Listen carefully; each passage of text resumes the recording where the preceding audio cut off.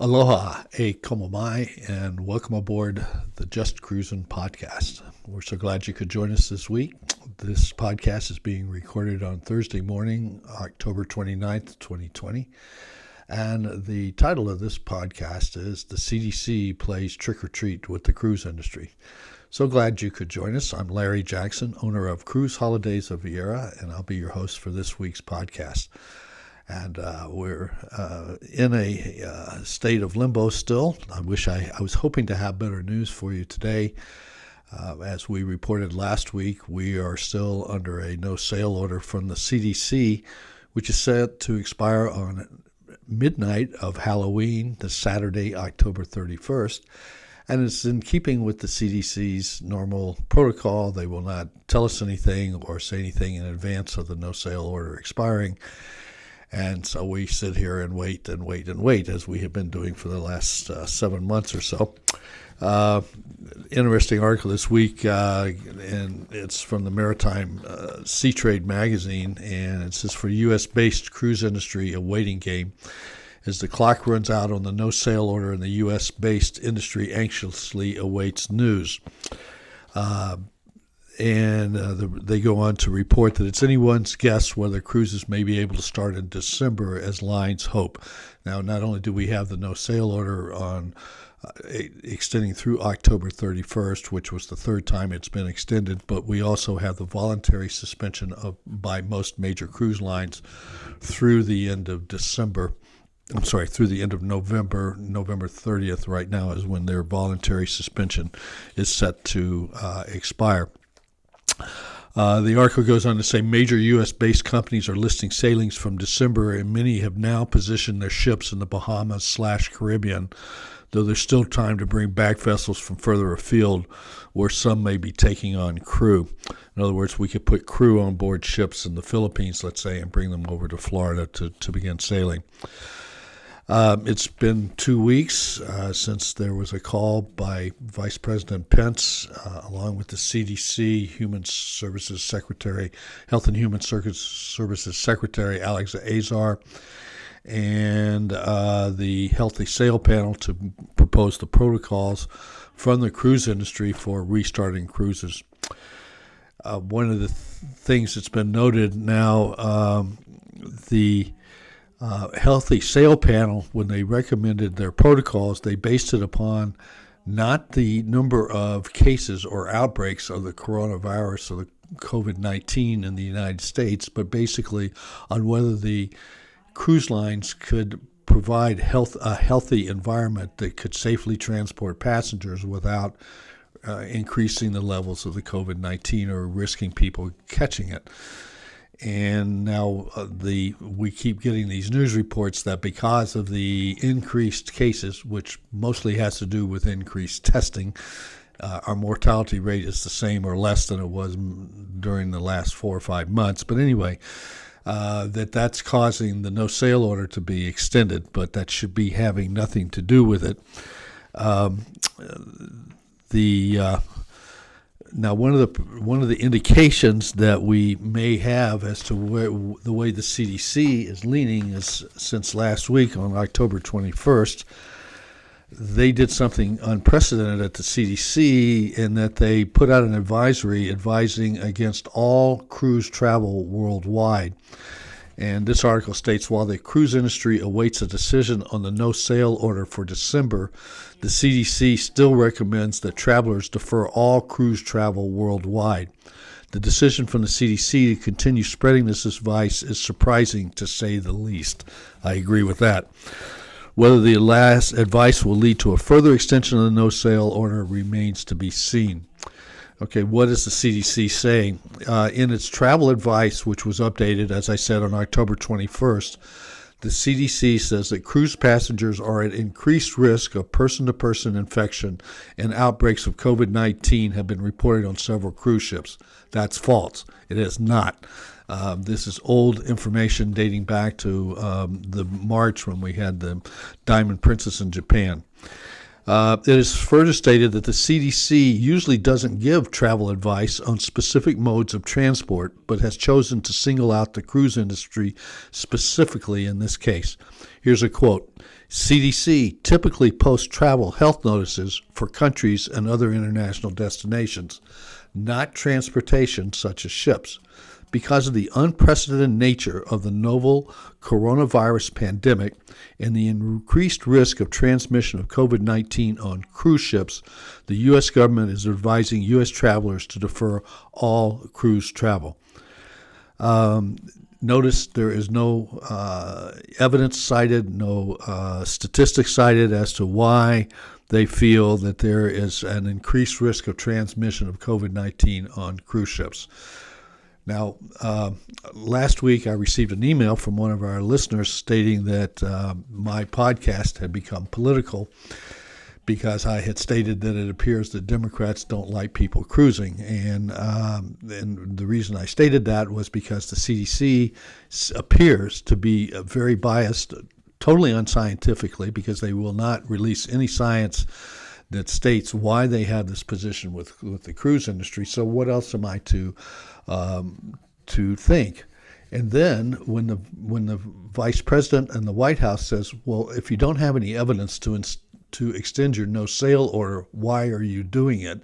Immediately, a Democrat from New York launches an investigation as to why the CDC is being politically motivated by the White House. In other words, that the Trump administration is trying to twist their arm to unscientifically allow us to go back to cruising. And I maintain they unscientifically closed down cruising to begin with. I back to my old statement, I don't know who put the CDC in charge of cruising, but it needs to stop.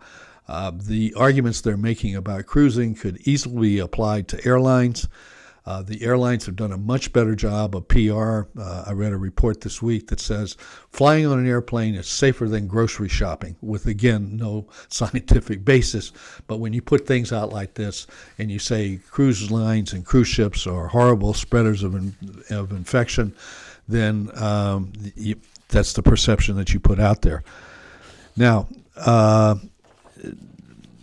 CDC advice only covers Americans traveling and does not have any bearing on the rest of the world. Now, here is an interesting thing from their website also. The CDC has made a regular item that cruise ships are targeted as potential super spreaders of the disease, while conclusive evidence seems to be lacking entirely. This is a quote from the CDC website. Recent reports of COVID-19 on cruises highlight the risk of infections to cruise passengers and crew.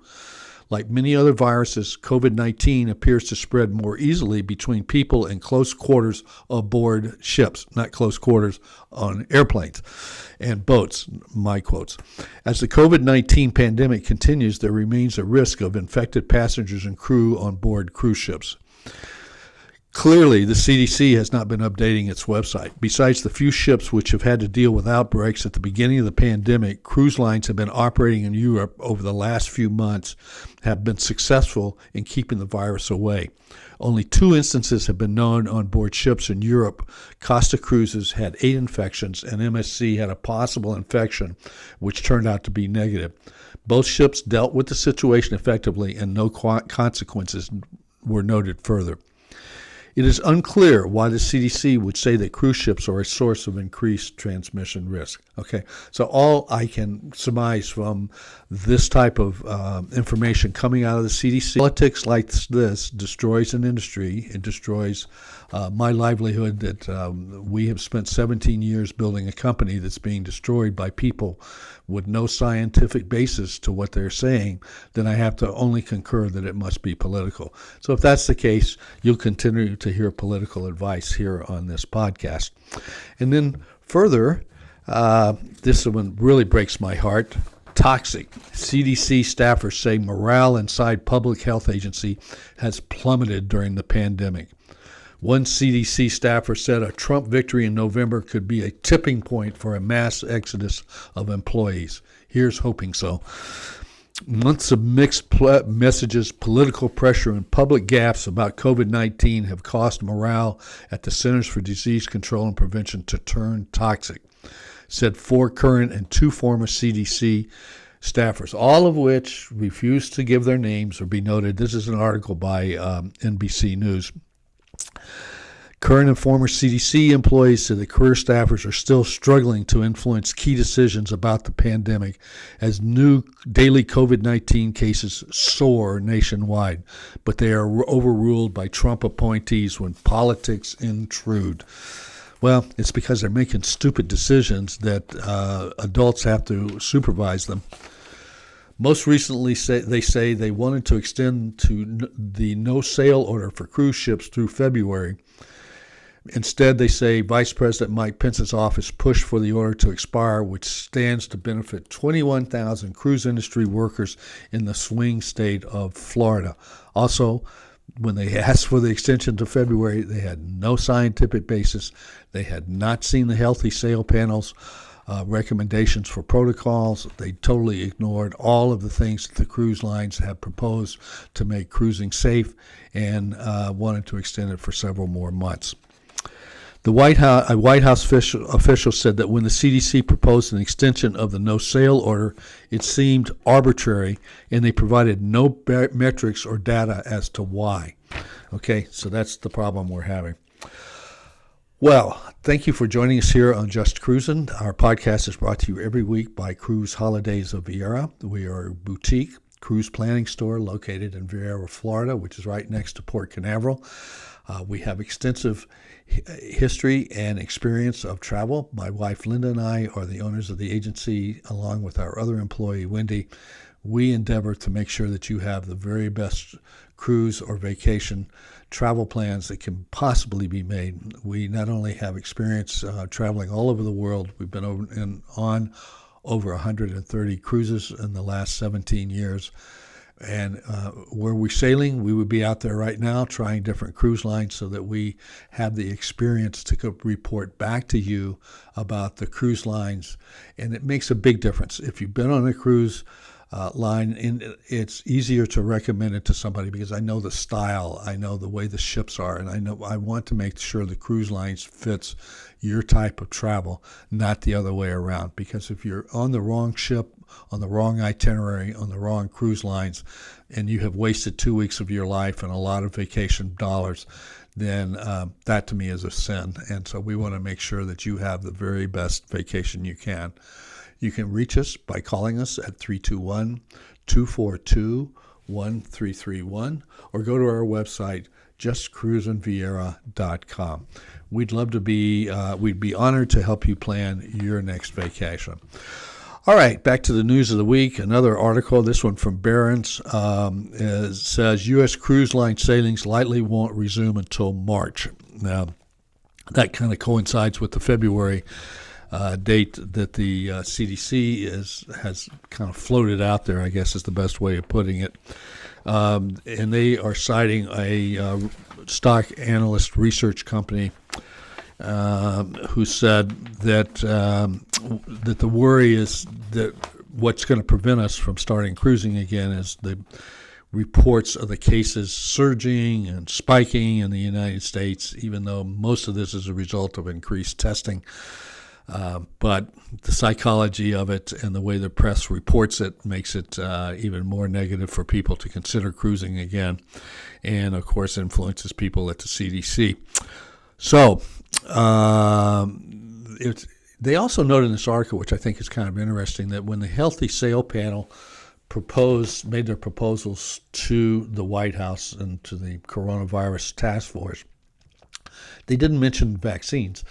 They were trying to propose protocols that would allow the industry to start sailing even if we didn't have a vaccine. So that means they have to be even super careful of the things that they propose to make sure that people don't become infected. I really believe at this point, remember my 3 pillars of the resumption of cruising in the United States. Number 1 is the CDC. Number 2 are the ports of call. They have to be willing to let us back in our ships. And number 3 is you, the passenger, whether you're going to start cruising again or not. And now I'm starting to believe that maybe it's going to be the vaccine that is going to be necessary to get all 3 of these going, because we have tried everything else that we know as far as suggestions and things that we're willing to do to to make it safe for you, but it's going to be the vaccine that's going to be the big problem, or the solution maybe. So that's really kind of where I'm at right now. Also in this article from Barron's, they make note of another fact that I hadn't really thought about, and that's the fact that with the cruise lines operating on basically a lot of borrowed money and sales of their stock and things like that, that the budgets are going to be very thin. And one of the things that you don't want to do is spend all of the money to restart the ships, bring in the crews, beef up the ports, put all these safety protocols in place, and then have it all shut down again because basically the United States shuts down. Maybe it's because there's a change of president who becomes a new president, a Democratic one, who has already stated pretty much that he wants to shut down the economy again. And so with that kind of uncertainty, maybe the cruise lines are not too excited to start back up again. So I hadn't thought about that, but that might be another consideration, is that you don't want to spend that money to bring these ships back up to speed only to have to shut them down again. So that's a different consideration. Continuing on, yesterday, Princess Cruises announced that they are canceling their entire Australia season. They will not be cruising until May 31st of 2021. That eliminates the summer season in Australia. Princess was going to be their largest sailings in Australia ever, with 5 ships sailing from 6 home ports. They were offering 127 departures on 70 itineraries ranging from 2 to 35 days in Australia and New Zealand. Princess had previously canceled everything through December 15th for the rest of the world. One of the problems, of course, is that Australia and New Zealand remain completely locked down, not allowing anybody from outside of those 2 islands to come into Australia and New Zealand. Kind of interesting as this happens, and we see this over and over and over again, these areas of the world that are only accessible by air or by boat completely shut down for months on end and are now having spikes in cases. How is that possible? It's the same situation we saw in Hawaii, where they were locked down for the whole time. They got spikes in cases even though nothing changed, and yet they still locked down again. I guess you just keep trying, hoping it'll work. Here's some good news on the front. A company called the Southern Barcode has come up with an idea that for a product that actually kills COVID-19 bacteria, prevents its cross-contamination from surfaces. Now, when the whole virus first broke out back in the spring and January, it was felt that touching surfaces and then touching your mouth were the major reasons for communicating COVID-19 from person to person. Now it seems to be that's not quite the case, or who knows. But anyway, that's not the popular theory this hour. It's all going to change. The popular theory right now is mask even more so than vaccines. That's pretty junk science. But anyway, so now everybody's all scrubbing down everything between the time you sit down at a restaurant and all this stuff. So, but as long as perception is reality, as long as people believe the virus is being spread by touch, then you got to take care of their fears.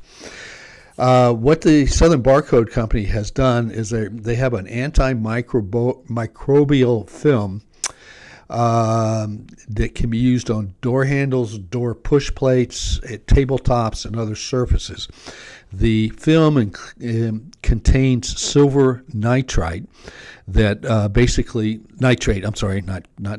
nitrate that kills the COVID-19 bacteria. So you put this clear plastic film, let's say on a table. If someone touches it, then they have the virus. The silver nitrate kills the virus, and then so you don't have to scrub down the table with sanitizers or whatever before the next patron comes in. Same thing, you can put it on a door handle. People can push the door or open the door, and if they have the virus on their hands, it won't transmit to the next person because it'll be killed. I haven't seen scientific basis for any of this, but the company claims that's what's going on. We'll see if this takes off. The film is effective for up to 6 months, so pretty interesting if this happens. You can coat things. Southwest Airlines has stated that they will now start sailing full capacity flights again. Starting in September, they're going to sell 100%. They will no longer limit the seats being sold on each flight, so that's going to help us with airfares coming down. One of Southwest's problems is they cannot, they don't have seat assignments. So it's not that they can't sell the middle seat; they don't ever sell the middle seat, and that with Southwest's announcement, that leaves Delta as the only other major carrier who is limiting sales of seats on air. Jamaica has introduced an interesting program, which I think is, again, third leg of our stool here is the ports of call. And what Jamaica is doing is they're going to launch a mandatory travel protection and emergency services program in November. It'll cost $40 a traveler. Basically what they're doing is they're requiring you to buy an insurance policy at $40 per person. The $40 fee covers case management, transportation logistics, field rescue, evacuation, and repatriation for travelers' medical emergencies, including COVID-19 and other crises, including natural disasters such as hurricanes. In addition, Jamaica Cares includes international health coverage up to $100,000 per visitor traveling to and from Jamaica, and on-island health coverage of up to $50,000. So that's a pretty good deal. And that's one of the reasons I told you last week that we're reshaping our thinking on travel insurance and purchasing blanket travel policies, because one of the reasons is we found out after the fact that most of those policies did not cover pandemics.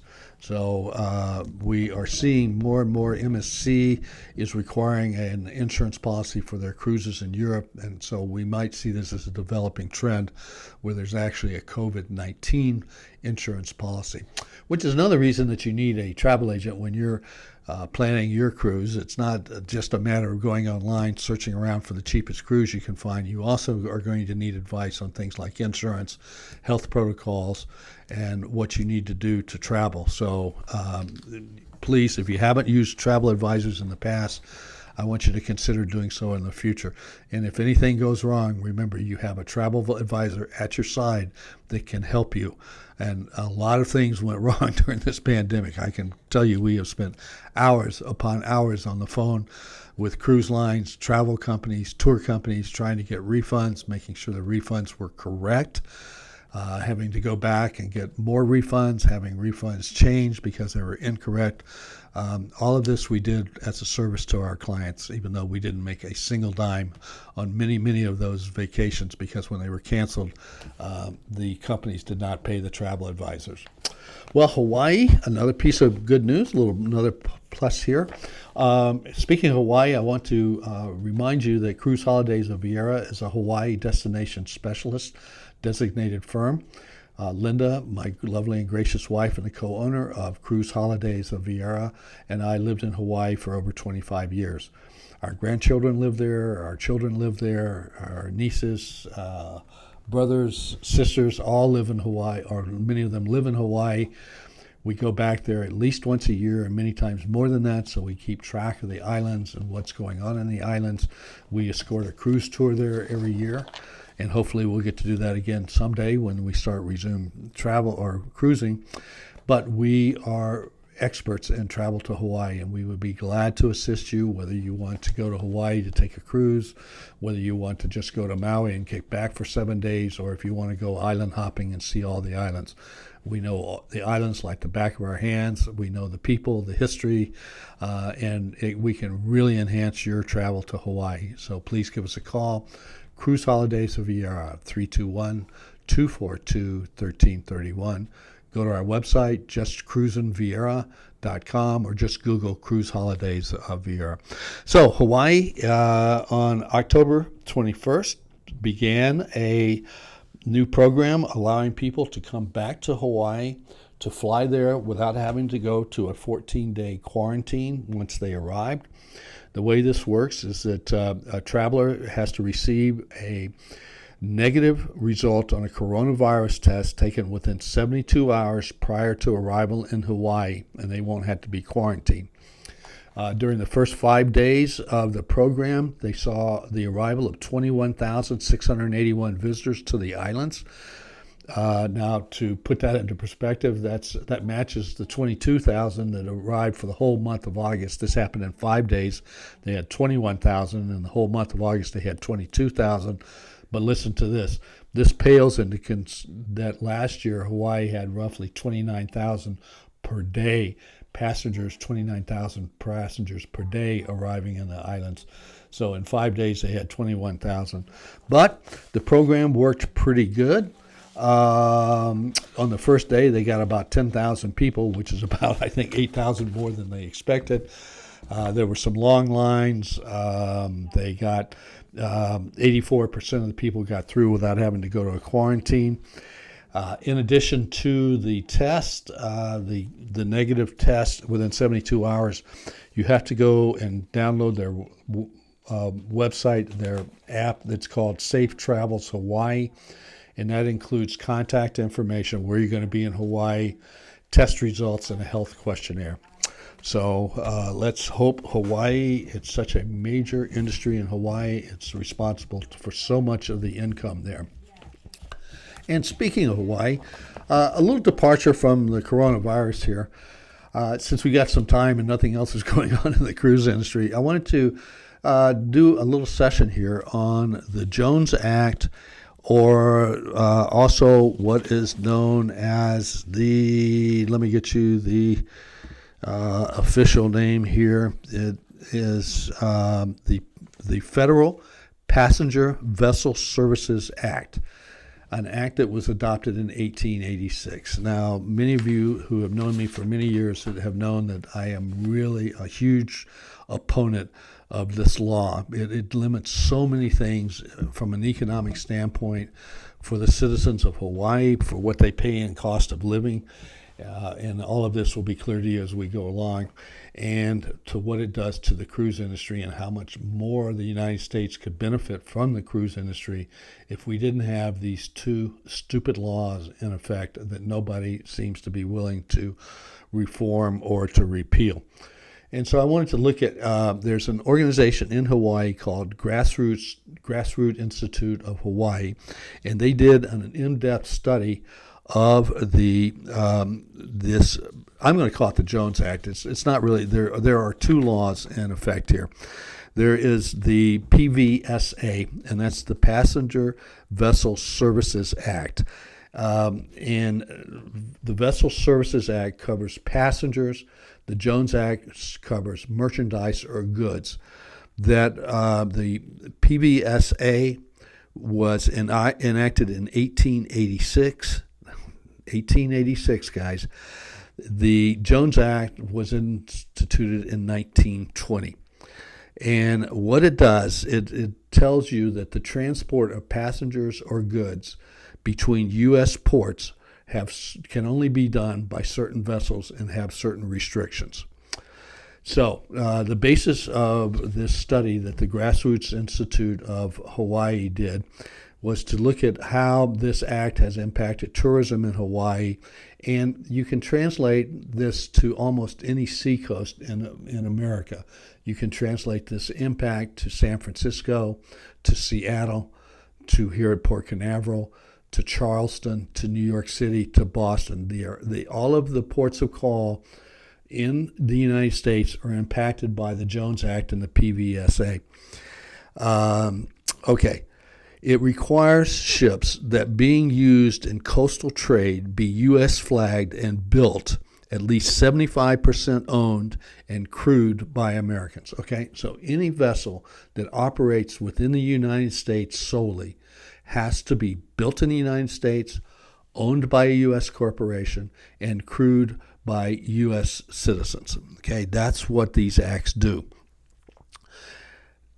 And now, why were they enacted? Where did these things come from?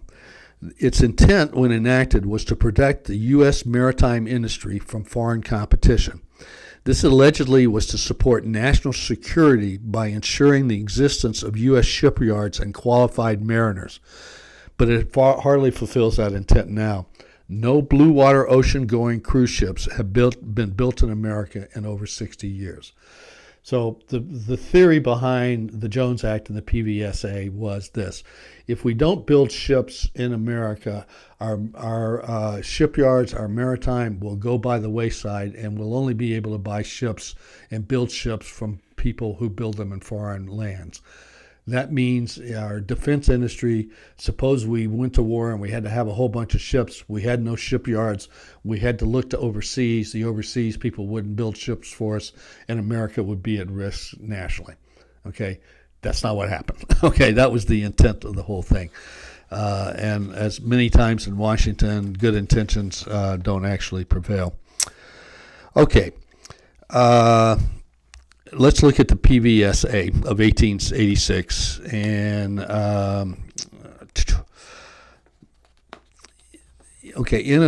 because let's start with Hawaii. In Hawaii, the lack of ferry services between the islands can be attributed in part to the cost of having to buy U.S.-made ferries, which are 4 to 5 times more expensive than ferries manufactured abroad. It's also because only U.S. ships may transport passengers from one Hawaii port to another without having to travel to at least one distant port. The way this works is if you're a cruise line and you want to go from Los Angeles to Honolulu, spend time in the Hawaiian Islands going to Maui and Hilo and Kauai, and then go back to Los Angeles, you have to go someplace international. So what the cruise lines do, or they have done in the past, they've gone to Fanning Island, which is a little island in the Micronesian Islands 1,000 miles south of Hawaii, or they've departed California and gone to Ensenada, Mexico, sometimes only there for 1 hour to disembark one passenger, which covers the provision of this act, get back on board and sail to Hawaii. This also applies very much so for our Alaska sailings. And the reason the Jones Act and the PVSA has been coming so much to the forefront is because of we may lose our Alaska season next year because Canada may not allow U.S. ships into Canada. And we have to stop at a Canadian port when we go to Alaska because, again, it's U.S. state. So the PVSA prevents us from going from Seattle to Ketchikan, Juneau, Skagway, and back down to Seattle. We have to stop in Victoria, or we have to start in Vancouver. We can't just sail completely out of Seattle. This PVSA affects us here on the East Coast because we cannot have a cruise, let's say, that leaves from Miami, goes to Port Canaveral, so folks can spend the day at Disney, then goes up to Savannah, lovely, wonderful town where you can have a great day sightseeing around all the old antebellum mansions there in Savannah.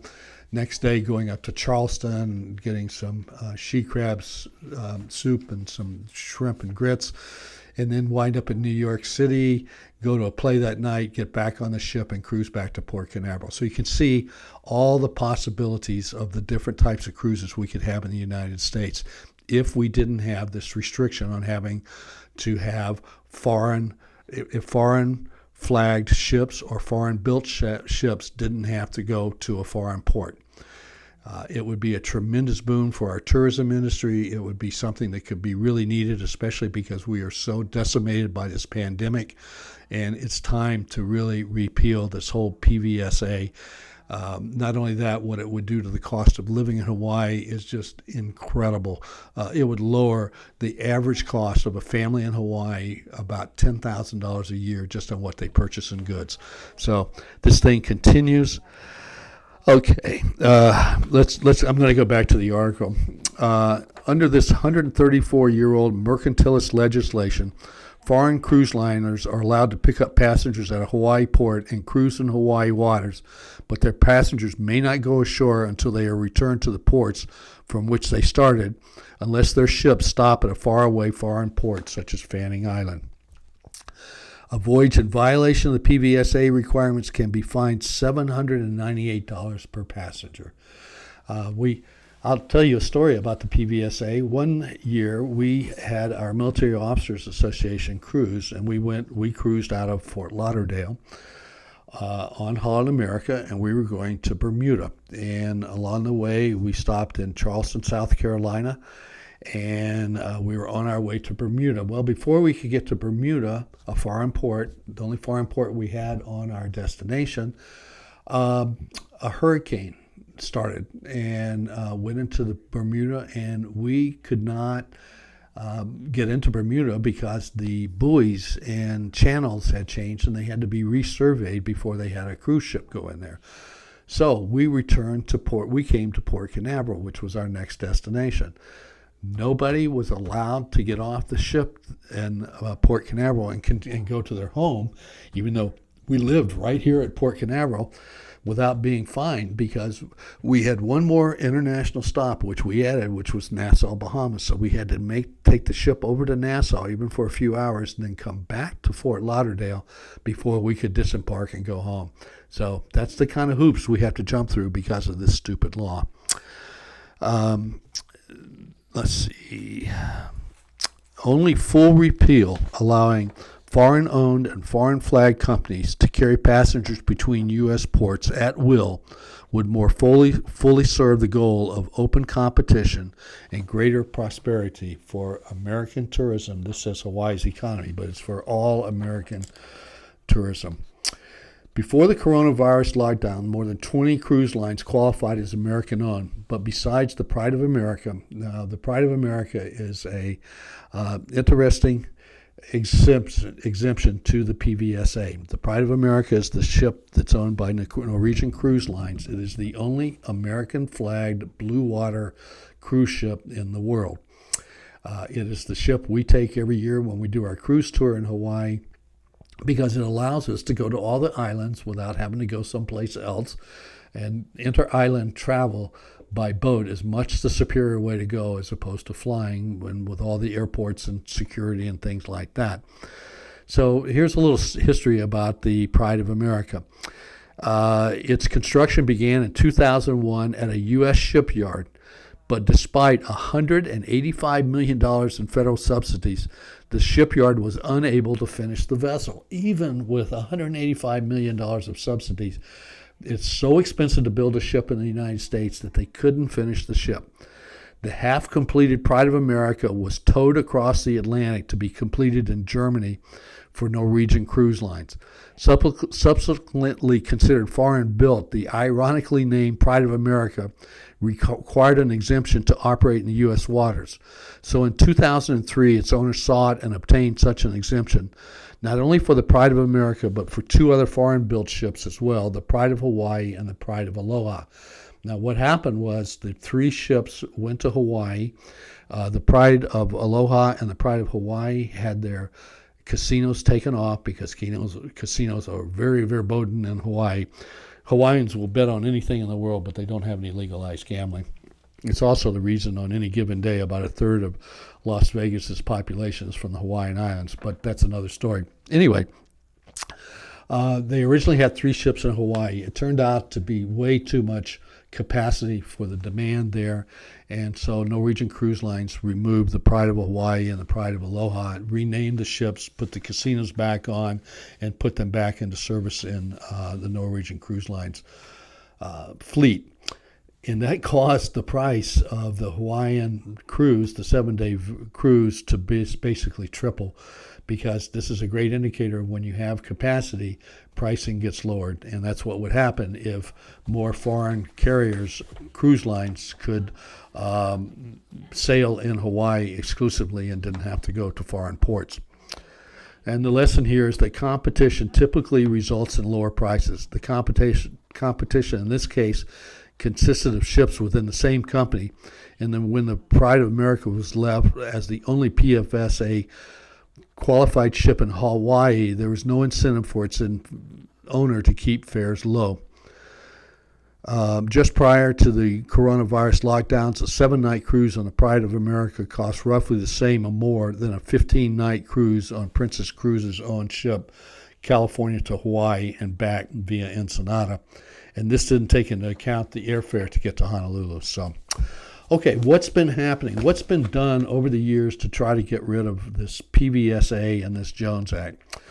One of the earliest proponents of the PVSA reform was Matson Navigation, which is one of the two major ocean cargo container lines in Hawaii that operates between Hawaii and the U.S. mainland. Now listen to this. In 1898, Matson purchased the Falls of Clyde from the Falls Line in Scotland. Matson planned, the ship was built in Scotland. Matson planned to use the vessel in Hawaii mainland trade, but the U.S. annexation of Hawaii complicated the situation.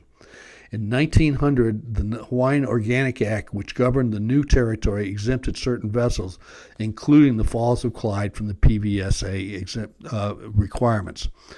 The Falls of Clyde can still be seen in the Honolulu Harbor. It's an old four-masted ship that's now a historic landmark. But back in 1898, people were trying to get waivers or to get rid of this PVSA Act.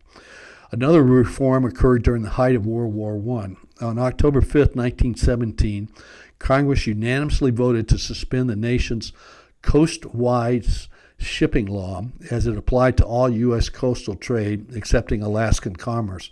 I don't know why they accepted Alaska. The impetus to opening Hawaii to the service of Japanese and Dutch liners was the lack of U.S. flagged ships operating in U.S. waters, as many had been requisitioned for the war effort. At least 5 of Matson's ships were enlisted for military transport, leaving Hawaii without sufficient carriage to and from the mainland. So they waived the PVSA for that. And that continued until September 1st, 1920, 2 years after the official end of World War I, when America's ocean transport regulations were reinstated. During the period the rules were suspended, foreign-owned companies such as TKK provided regular cargo and passenger transport between Hawaii and the U.S. mainland. Okay, jumping forward to the late 1990s, there were several bills that sought to reform the PVSA. One was proposed United States Cruise Tourism Act of 1997, which sought to allow foreign flag cruise vessels to operate on routes not served by U.S. ships. Their rights to operate on those routes would have been terminated 3 years after a U.S. vessel started operating the same route. It was sponsored by U.S. Representative Mark Sanford of South Carolina, and it failed. He proposed it again in 1999, and again it failed. There was another act in 1997 that would have been enacted more sweeping reforms. It sought to repeal the domestic build requirement. So we could have foreign-built ships, even though they may be owned by foreign corporations or by American corporations sailing in the United States, which would have been an impetus for people to form organizations, corporations here in the United States, such as what American Queen has done, American Cruise Lines.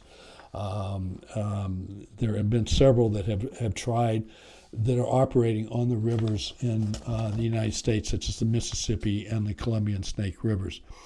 John McCain proposed a bill in 1999 that would have allowed U.S. companies to purchase one foreign-built cruise ship each if they also purchased at least 2 cruise ships from U.S. yards. That didn't even fail. The final salvo against PVSA came from U.S. Representative Henry Brown, again a Republican from South Carolina, in 2002, when he proposed similar bills as those proposed in 1997 and 1990.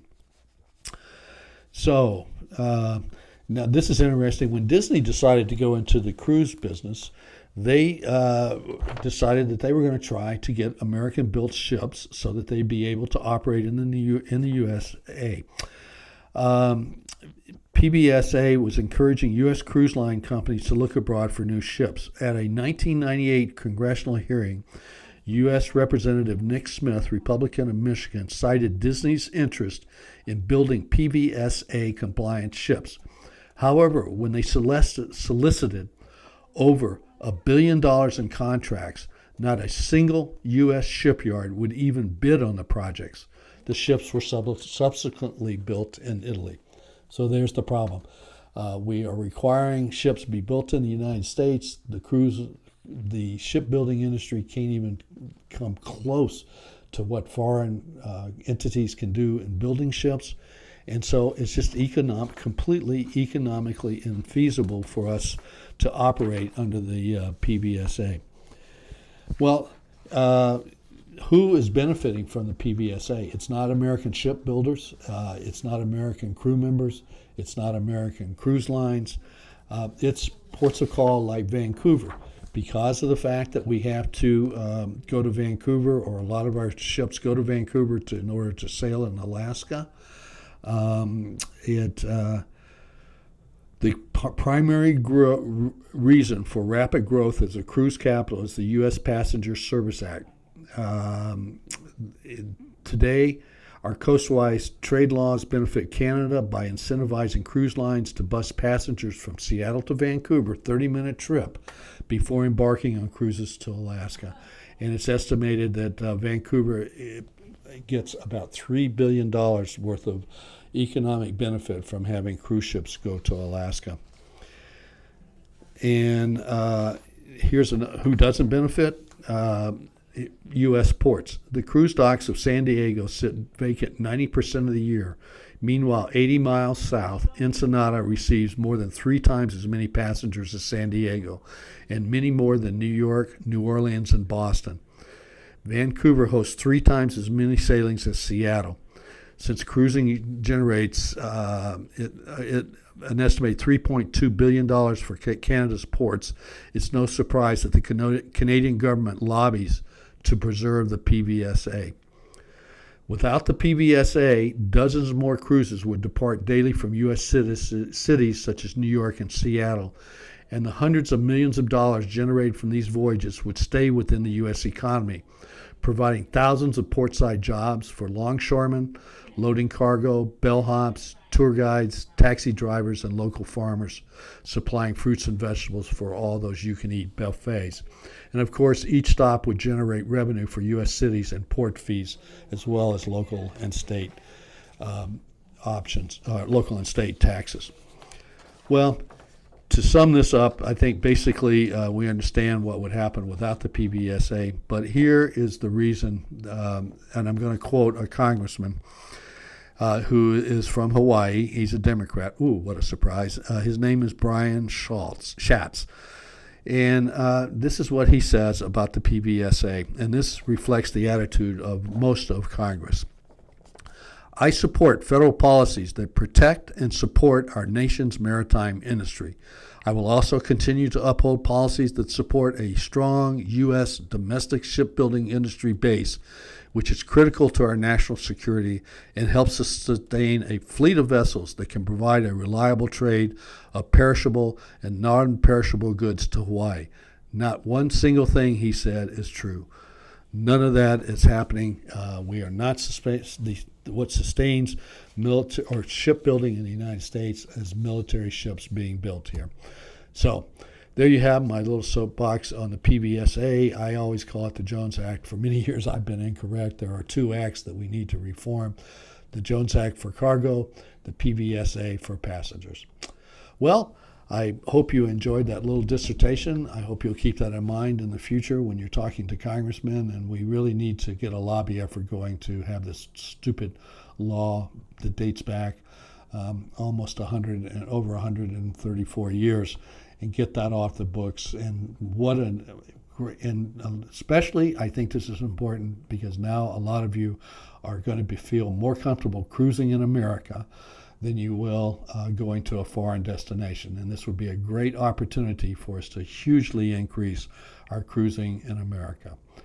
Thank you so much for being with us this week. We hope to see you again next week. And again, hopefully we'll have better and brighter information about our resumption to cruising when the no-sail order expires or gets extended or something, so that we get out of this limbo, this state of non-existence that we feel like we're in right now.